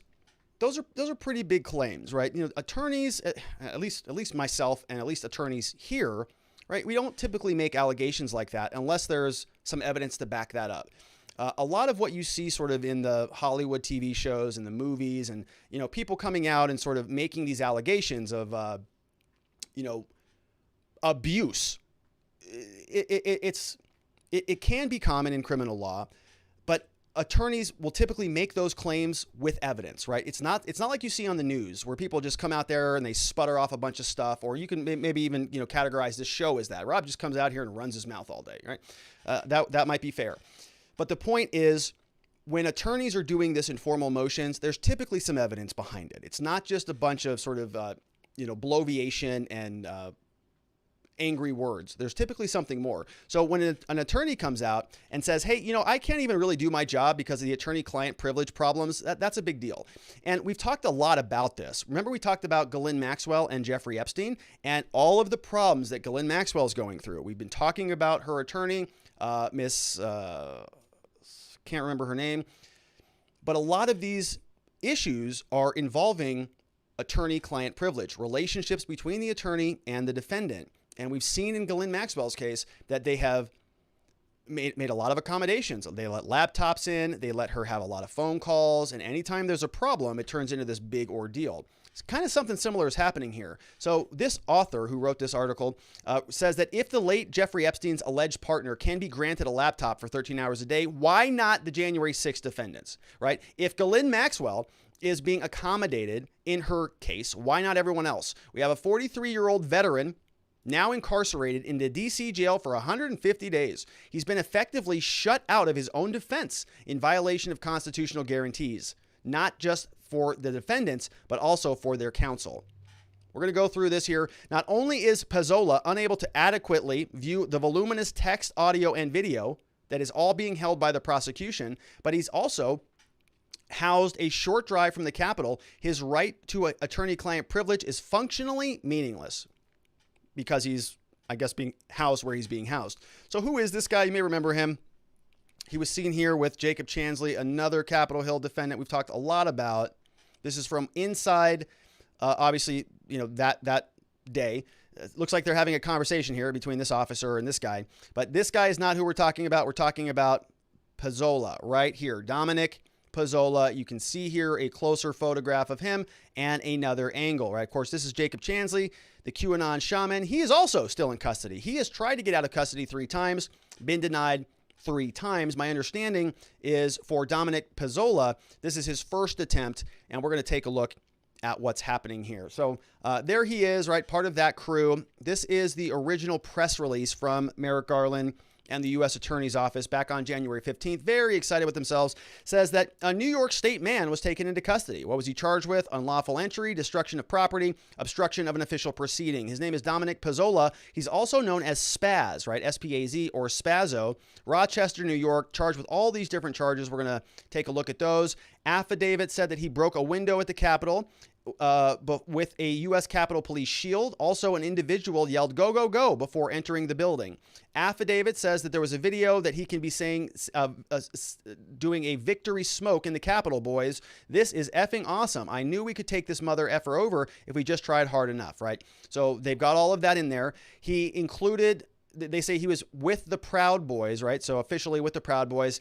At some point, after it ended, the affidavit in support of the criminal complaint says that he bragged about breaking the windows, stated that he would have, quote, killed anyone they got their hands on, including Speaker and Vice President Pence. The affidavit also alleges that members of the group would return to Washington and kill every single MFer they could, right? So that's problematic language. And so a lot of people will say, well, clearly that's probably should just give him the death penalty for those words, right? A lot of people say that. Now, a criminal complaint is a formal accusation of criminal conduct. The case is being prosecuted by the U.S. Attorney's Office and the FBI, blah, blah, blah. So a lot of that going on, and people say a lot of things all the time. People say things all the time, and they don't get charged with crimes for them, right? You've probably said a lot of things. You know, if you do that again, I'm going to do this. Might have been a threat. Might have been some locker room talk, right? Could have been a lot of problematic things that came out of your mouth. But you don't get charged with crime for most of those things, because that's sort of a pre-crime, isn't it? We charge people based on their actions. In most cases, there are threatening and intimidating rules and all sorts of stuff like that. But if you're going to just say his promise to come back or his threat to kill, certain people that were not direct, that were not contemporaneous, that had no, real-time possibility of being carried out, there are frameworks for saying what is a true threat and what is not a true threat. That all exists in the law. So what you're seeing Merrick Garland do is come out and he's trying to use this bad language, saying all these scary things. He used a lot of scary words out there, and that justifies keeping him in custody for 6 months. It does not. Those are not crimes, unless they were actual true threats. There's a whole nother legal analysis for that, which they're not doing here, because we can see These are the charges: civil disorder, temporary residence, conspiracy to defraud the United States. We've got civil disorder, another maritime burglary, assaulting, resisting, government property contracts, temporary residence of the president, right? Entering or remaining in unrestricted buildings. All trespass and disorderly conduct and criminal damage charges, but a big fat stack of them over here for him. Now, he has some co-defendants in the case, so those are sort of scattered around. Let me show you what's going on here. This is the court docket. And we'll notice that on July 9th that there was a first motion to modify bail. It was filed here to release from custody by his attorney for Dominic Pezzola. First motion to place him on conditional release pending trial. First motion to place him in high-intensity supervision program. First motion to modify the release conditions, and a bunch of other attachments. Right now, the government filed a motion to request an extension of time. They are very, very busy because we know that they don't know how to prosecute cases, apparently. And so they need more time to file a memorandum in opposition to the motion, which is no problem. I think that's reasonable. So the judge granted that yesterday. Said, yep, this motion is pretty big and pretty hefty, so we're going to grant you some more time to go and respond to that government. So this is the motion itself. You see this was filed out of the U.S. District Court for the District of Columbia. 57 pages, another big whopper here. Again, we're not going to read through the entirety of the document. U.S. of America versus Dominic Pezzola. Defendant Pezzola, the motion for bail, and they want conditional release pending trial. So he's being represented by this new attorney now, Martin Tankclef, and he actually filed, did I get this? Yes, I did. So on July 9th, this is when he entered his appearance, right? So he's pretty new. Metcalf appearing for Dominic Pezzola, Metcalf, and Stephen. And so this is from the same organization here, Metcalf PC. So what that typically means is that the law firm entered an appearance and then they have another attorney sort of working the case up. So you can see that here, Metcalf PC. The attorney working the case is Martin T. Tankclef. So what's in here? Let's take a look at the preamble. And we have Dostoevsky. If you listen to Jordan Peterson, you'll note that he references him often. Once stated, a society should be judged not by how it treats its outstanding citizens, but by how it treats its criminal. Yep. Agree with that. The moral test of government is how that government treats those who are in the dawn of life, the children, those who are in the twilight of life, the elderly, those who are in the shadows of life, the sick, the needy, and the handicapped, right? You got to think about the weakest people, the people that everybody wants to just throw out, the people that they say they're beyond any sort of redemption. They are just human debris. We don't care about them. Like we see historically. Often this happens where certain demographics, certain populations, certain ideologies, everybody just says they're the worst. And we don't care what happens to them. And that's a problem. That's why people have to stand and fight for them. Because if that continues to happen, then there's no counterbalance to a tyrannical government. They're just going to continue to say, oh, those due process violations, those are just minor, because those were for that group that nobody cares about. Oh, it's just the January 6th defendants. So who cares if they're still in custody? Who cares about their due process rights? Those people almost wrecked America. They almost took over the whole country. So we don't care about them. Wrong answer. I do care about them. I don't care what they did. I don't care what anybody did. Due process is a bigger principle. The presumption of innocence is a bigger principle than any crime. And I'll take that to the end of the earth.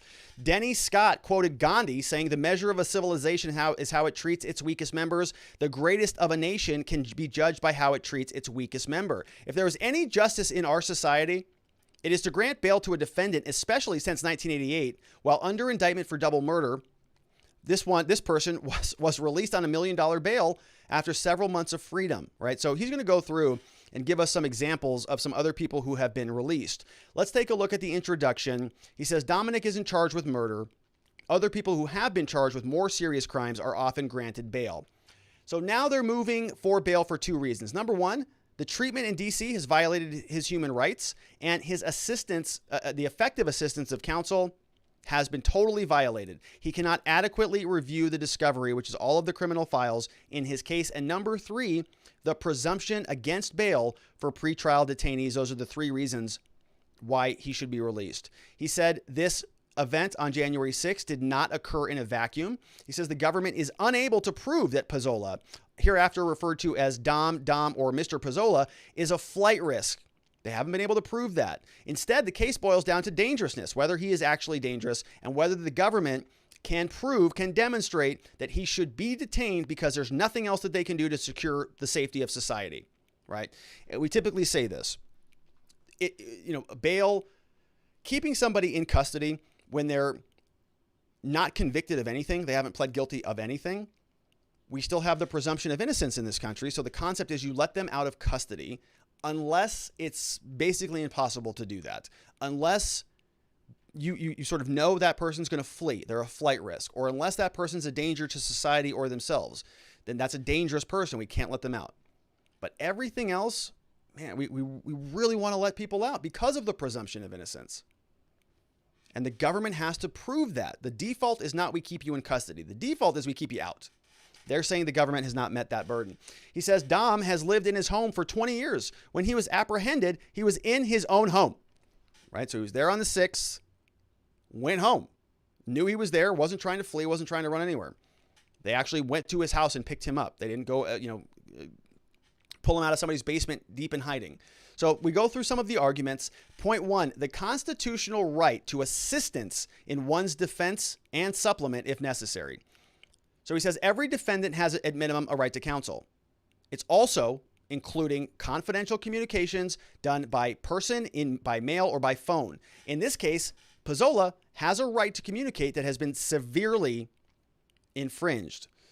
So we got a couple typos here. I hate to point these out, but the right to assistant in one's defense, which should be assistance, and severely infringed, this should be counsel has been severely infringed, I think. All right. However, the pretrial conditions of the D.C. jail, and I know I do that. I know I shouldn't because I have a lot of typos, but I just do it. However, the pretrial conditions of the D.C. jail have created an environment where these defendants, especially Pezzola, are unable to assist in their own defense and thus not ensured effective assistance of counsel. Let's have some examples. So we've got one here. Another one of their clients, Edward Jacob Lang, an observant Jew, is now labeled as a false prophet because he prayed for other inmates. D.C. guards apparently are abusing this guy. There's a smaller group of inmates that have it bad in D.C. They're awaiting trial for the January 6 crimes. They've been placed in, quote, restrictive housing, which is a maximum security designation. Regarding the restrictive housing, one reporter noted how solitary confinement is a form of punishment that is cruel and psychologically damaging. And this comes from Warren. Guess who that is? Elizabeth Warren. Told Politico a month later. So she says the Massachusetts Democrat fears that the defendants are being singled out to punish them or to break them so that they will cooperate. From Elizabeth Warren.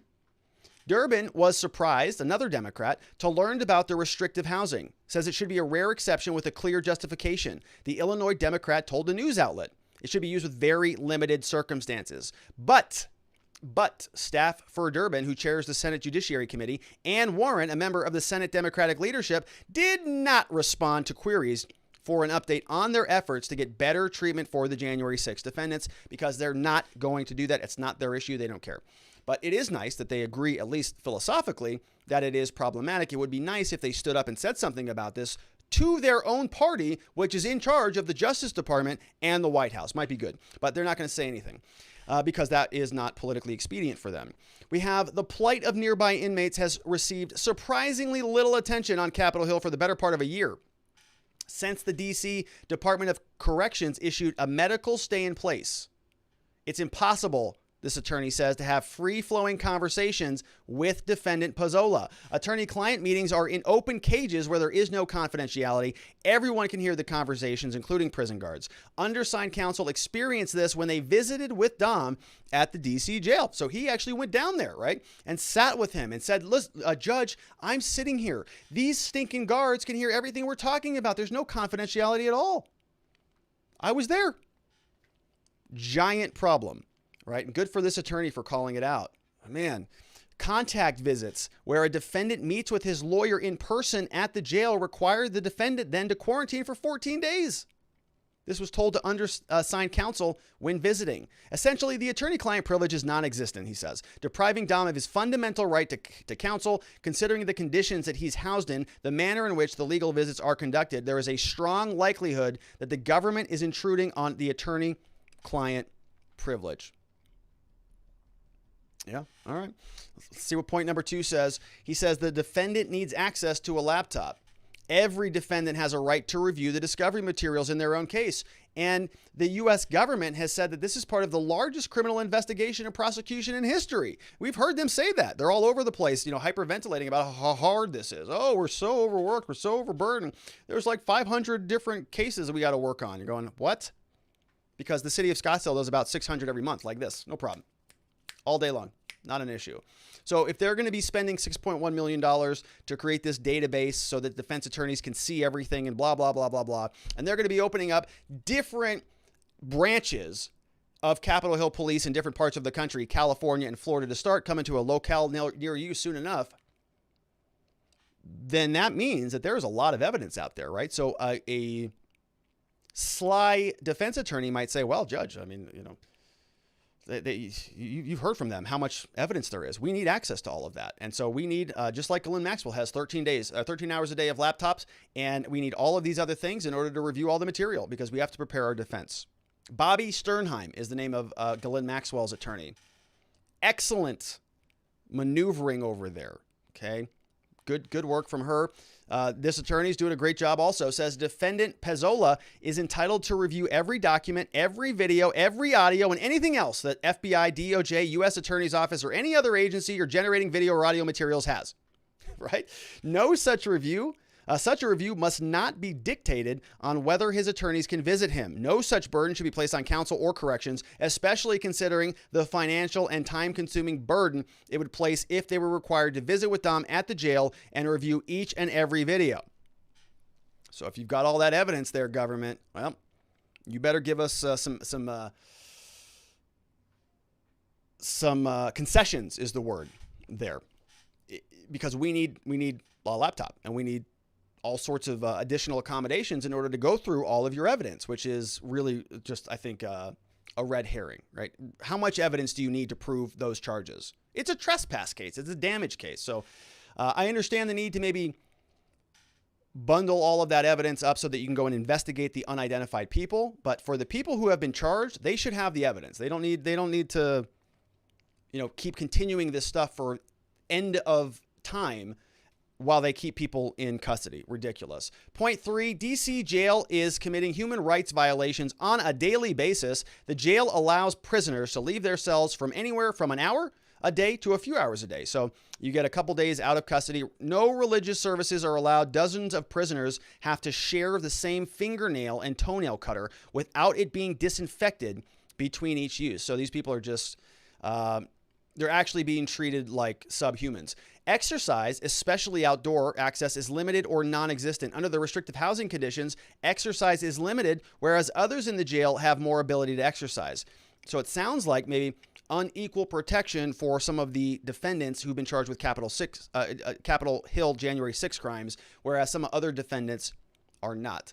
Access to personal hygiene, such as showers, is nearly non-existent, according to our client and defense lawyers and relatives I've spoken with.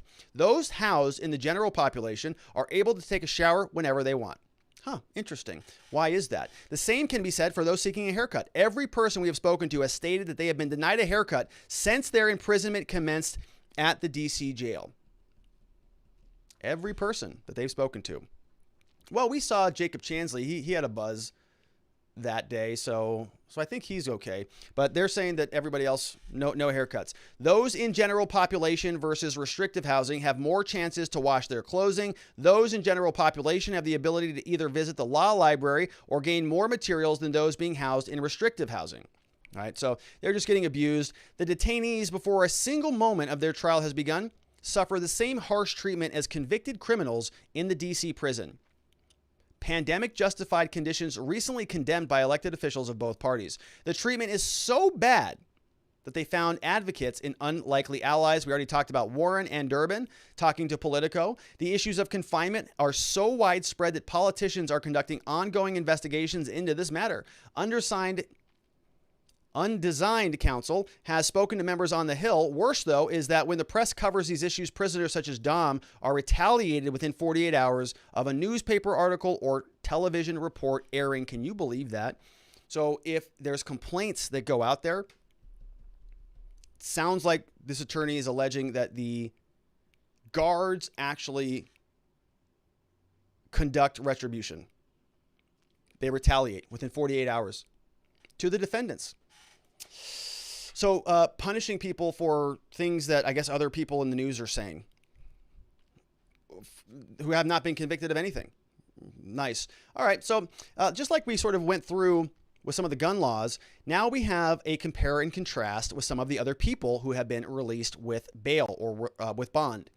So this attorney, we've talked about this here. I love this. I absolutely love this. Doing a compare and contrast. We've talked about this in the version of buying a house or buying a car, and sort of comparing and contrasting the differences between the two. Why is that house worth $500,000? Well, it's got a pool, it's got this, it's got that, it's got all these features and benefits. And you say, yeah, but it's the square footage is this house, and this house is only half the price. Well, it's because it doesn't have a pool, doesn't have any of those nice features, right? And we sort of, kind of do something similar in law, right? We're comparing and contrasting elements of a case. And so you'll say, well, this person has no criminal record. They live in the state. They've got a mother and a daughter, and so they're not a flight risk. And they've never missed a court date, so we don't have to worry about warrants or anything like that. And so you go through the list and you just sort of, okay, all of these things are the same in my case. And so we're asking the court to find in conformity with other prior precedent. What else is going on out there, Judge? Look at all these other examples. So why don't you do something that everybody else is doing? It's one way to argue that. You can also distinguish things that way, right? So you can say that these are not similar. You can say that person is being held in custody because X, Y, and Z were really bad. I know it's the same charge, but those were really bad things that person did. Our client didn't do any of that at all. So we're going to distinguish our case from their case. And so this attorney, bravo. I think this is brilliant. Same point I've made here. You've heard me make this point here, saying, why are the Capitol Hill defendants in jail, in custody, when many other people who've committed more serious crimes are out? This attorney, brilliant, does this, says that Elias Aaron Perez Diaz was charged with multiple sex crimes in Wisconsin in 2021. Multiple sex crimes, okay, with like an actual victim, right? Somebody was raped or assaulted. Here, the congressional building was assaulted, but nobody was charged with a sex crime in this case. This person currently being held at the detention center on a $1 million bond. So as soon as they can post that, they'll get out of custody. Raping children in Burleigh County, $1 million bond. For Dominic and Chansley, zero bond, no bond. We got Trump's CFO, Weisselberg. He's been released on bail. Okay, so if you're going to be a hysterical Cyrus Vance or Letitia James over there, no, Trump's out. Trump's guy's out. Okay, Allison Mack, right? The Nexium sex trafficking crime. She had a $5 million bail, so she got out of custody. They were branding, women on their thighs and things. We have Lori Loughlin and Massimo Giannulli, right? Those two people, that was the mail fraud, the federal court's, admissions scandal. They got out of bond, $1 million each. Ryan Lewin, $1 million bail. That was assault with the intent to murder, assault with the intent to do bodily harm with 2 firearms. 2021, he got $100,000 bail with firearms and assault with intent to murder. None of that happened with the Capitol Hill people. We have Jonathan Rodriguez Zamora, shooting into an inhabited dwelling, carrying a concealed weapon, driving a person while discharging a firearm for a vehicle, a drive-by shooting, 3 counts of attempted murder in California. Guess what? That guy's out on bail. $3 million bail. He's out. He may not be out. I don't know if he posted that or not, but he can get out. Just got to come up with the money. We have 11 individuals charged with 8 counts of unlawful possession of a firearm. No firearms for Dominic. Not even in the charges. Unlawful possession of ammunition, use of body armor and commission of a crime, all out. 11 individuals, $100,000 each, all out. Let's see what else. Adam Christian Johnson, 3 counts of entering or remaining in a restricted building without lawful authority. Okay, so that sounds very similar to what we've got with the Capitol Hill rioters. How about theft of government property? Yep, we have the guy who stole the podium, almost seized control of the country. We also had the guy who was committing disorderly conduct on Capitol grounds. Oh, maybe this was a Capitol Hill case. 2021, this guy got a $25,000 bail. So why is Dominic still in custody? Derek Chauvin, they wrap up. 2nd-degree murder, 3rd-degree murder, 2nd-degree manslaughter, actually convicted in court before that happened. He was out on a $1 million bail. And we all saw that video. Did anybody in the Capitol do anything quite like that? No. So then why are they still in custody? Sergeant Daniel Perry, charged with murder, assault, deadly conduct for killing an Air Force veteran, Garrett Foster. Remember we talked about that case? Happened in Texas. We covered that. $300,000. He's out. LaDonna Bogg, murder of her 2-month-old baby, DC, released on no-cost bail. So they just said you're out. Murder of her 2-month-old baby. Oh, you're just gone. Yeah, no problem. You promised to come back to court? That's it. There you go. All right. No cost bail. So why then are the Capitol Hill defendants being held in custody still 6 months later with all sorts of due process violations, equal protection violations across the board? Because they're political prisoners. It's pretty obvious. All right, let's see how this attorney wrapped up the request. Wherefore, for the foregoing reasons, we want a full hearing. If this request is denied, we want third-party custody option. So what you're going to see him do is he kind of works his way down the list of requests. He says, first and foremost, we want him out of custody. If you can't do that, how about third-party custody? If you can't do that, how about a cell phone in jail, right? So let's walk through this. He says, first and foremost, we want him out on personal recognizance. So just let him out. If you don't do that, let's put him on third-party custody with pretrial services. We can do electronic monitoring. We can do work release. We can do curfew. We can also put other reasonable conditions on it. He's going to be on intensive supervision. We're going to check in with him with somebody checking on him from the pretrial services agency and all that stuff. Pretty reasonable to me. See if the judge works with him on any of those factors. And he says, listen, if all of those forms are denied, how about this? How about we give him his cell in DC and a laptop so that we can go through the evidence of the case. If he gets out, he can just come to our office. But if you don't let him out, then we need something because there's a due process problem here. All written discovery provided by the government, all audio and video discovery provided by the government, the ability to email and receive emails from his attorneys, the ability to generate notes, documents, and other relevant materials to aid in his own defense, and a guarantee that no one shall access the laptop in an effort to gain access to the attorney-client privilege materials, dated July 9th, signed off on here by Martin Tancleff, Esquire, from Stephen A. Metcalf and Metcalf over in New York. Good stuff. I like that motion. You know I can kind of be annoying on the typo thing, but solid. I like it. I like where it's going, and I think this is good stuff. I'd like to see what the judge has to say about that, because the judge kind of now has to thread the needle when you frame it out that beautifully. You say, look, all these different people here. So, judge, based on what I just showed you, what's your justification for why he's still in custody? Let's see what the judge says. And we've already seen some of the judges come out and rule on this. Their response is always the same. Yeah, but this is a special case. Why? Because it's the Capitol building. So what? Well, it's the Capitol building. Yeah, we know, but they were counting votes again back there by like 8 o'clock that night. The whole thing was over in 2 hours, 4 hours or something like that.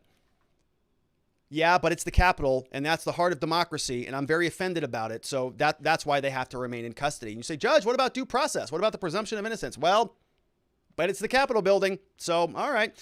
So now we've got some new lawyers on the case. They're going to be working it through the system. Hopefully it goes somewhere, because this stuff is just reprehensible. It's not right at all. All right, let's see what is coming in over from the questions. We've got some live chat happening over at watchingthewatchers.locals.com. There's a Juicy Smollett conversation happening. I think he had court today. Juicy Smollett is back in the house. So we've got a lot of activity over there. We're going to check in with some of the questions. Let's see. We've got a first question is coming in from Sharon Quidney. Says, the current regime can't afford to release their political prisoners or allow them to have their civil rights. They have to keep the narrative that January 6th was essentially treason. They can't be afraid of them talking because Pravda Investia, big media, big tech would never give them a platform to speak. Yeah, it's a useful tool for them to continue to use. And so if they get these cases resolved quickly, well, then they can't, continue to prosecute the January 6th defendants. They have no interest in resolving these soon. Want to Know says, standing next to Shaman, obviously guilty by association. In the picture, it looks like they're talking to the police. Don't see fighting going on. Yeah, it looks like they're having a nice, powwow there. Thunder7 says, hey, Rob, didn't the Antifa thug John Sullivan get released and he was caught high-fiving the CNN reporter, celebrating that they got into the Capitol. He broke the window and screamed that we should burn the MFR down. Why isn't there a class action lawsuit for these MAGA political prisoners for cruel and inhumane treatment? Amnesty would recognize them as political prisoners. I do remember that. So John Sullivan, in fact, I think he got paid like 70 grand for some of his footage by CNN and some of the other big media companies. And so there were a lot of questions about that. Who is this guy? Where'd he come from? Was he sort of in on it? What's the deal there?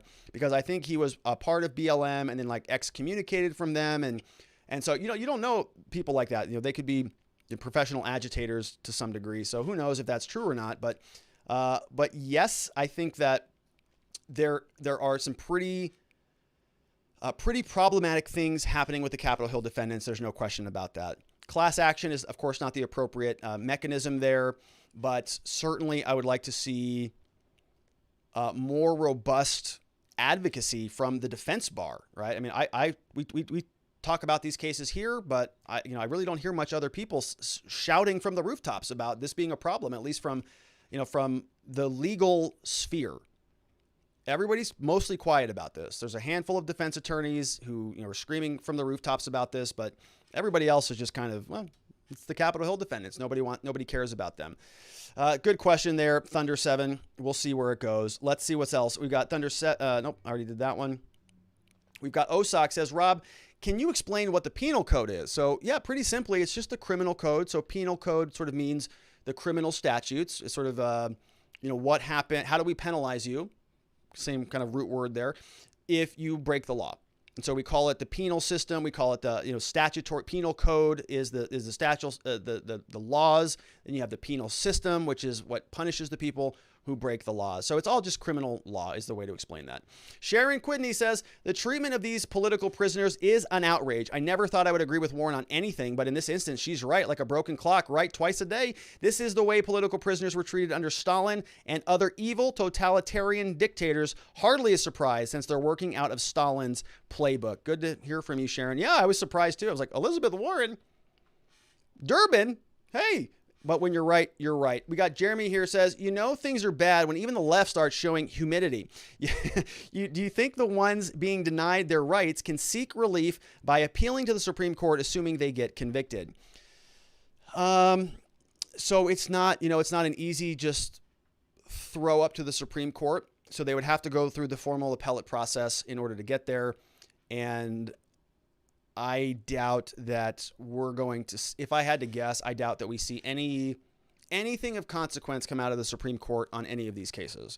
In other words, I don't think that the Supreme Court is going to tell us, that the government did something wrong in this prosecution. The government's going to be able to justify their behavior on the basis that this was an unprecedented thing, and the courts are just going to let them skate through all of this.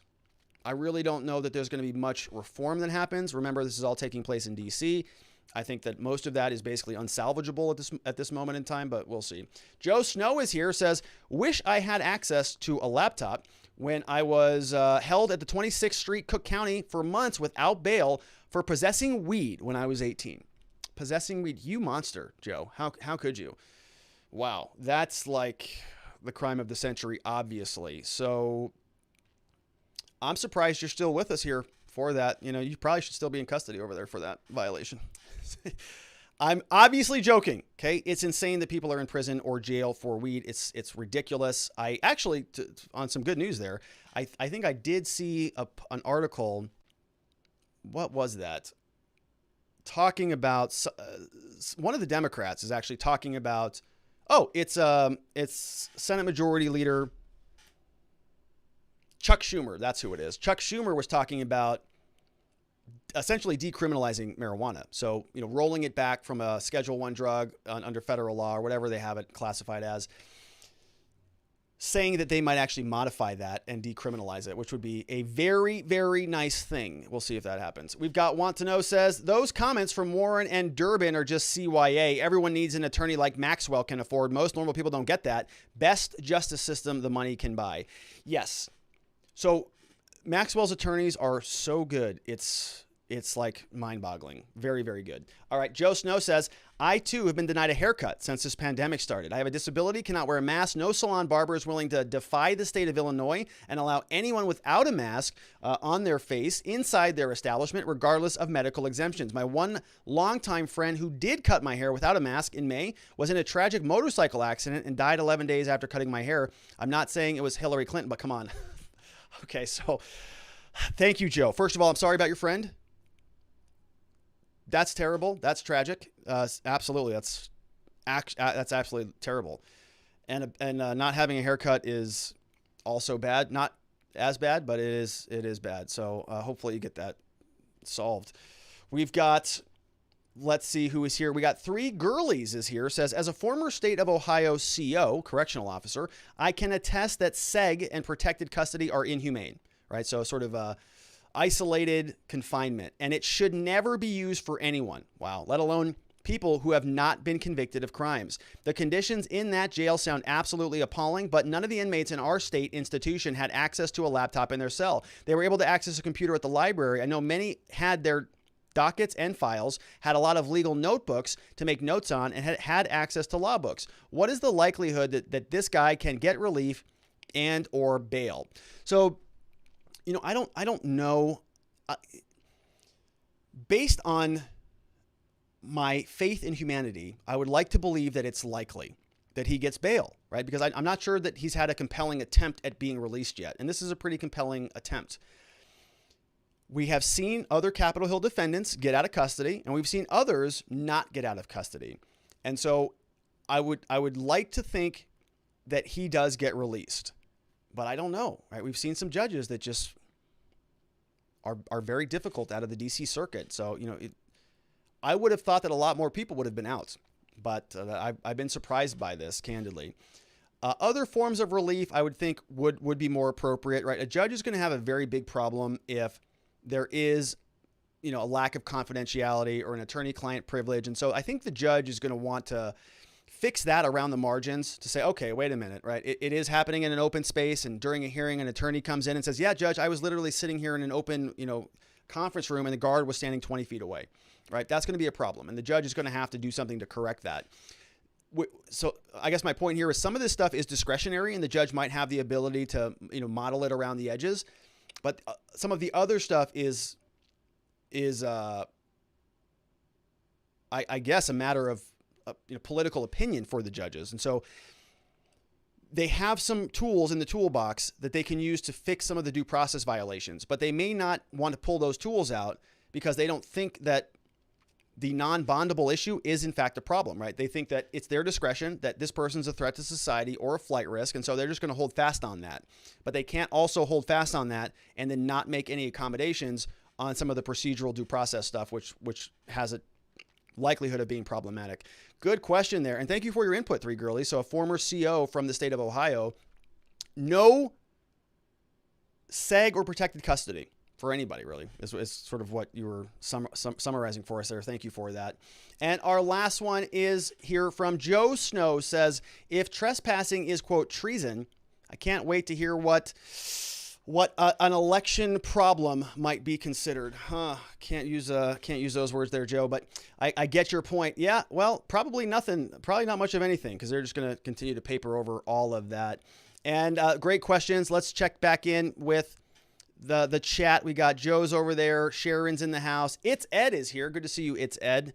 Let's see who else. Sharon's there. Okay, so a lot of stuff happening at watchingthewatchers.locals.com, and we appreciate all of your love and support over there. We've got a couple new people who signed up. If you're not over there chatting away, want to welcome a couple new people.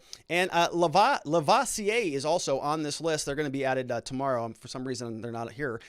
Curious ENGG is here. So Curious ENGG, welcome to the community and signed up for the yearly. Appreciate that very much. Curious Eng is here. So I don't know if that's engineer or what it is. We had Boom made a one-time support. Thank you, Boom, for chiming in and supporting the show. And of course, some people who just recently signed up: George Kloss, U. Ramirez. We have Angela B66, Freedom Lives, One Florida Man, and of course Texas Flat Roof Man just signed up recently, along with Lavacier, who signed up, which is one of the best names ever. And if you are not already a member at watchingthewatchers.locals.com, that might be a problem, because you're going to miss out on our upcoming event taking place on July 24, 2021. 7 to 8 p.m. on a Zoom. It's our monthly locals meetup, and we want to invite you to come and be a part of that so we can get to know each other and build that community that we keep talking about that kind of insulates us from some of the other big platforms. All happening at our locals community, watchingthewatchers.locals.com. And of course, I really do appreciate all of your support and love. It really means the world to me. All right, and my friends, and that is it for us for the day. We're going to be back here same time, same place tomorrow. It's going to be 4 p.m. Arizona time, 5 p.m. Mountain time, 6 p.m. Central, 7 p.m. on the East Coast, and for that One Florida Man. Everybody else, have a tremendous evening. I'll see you right back here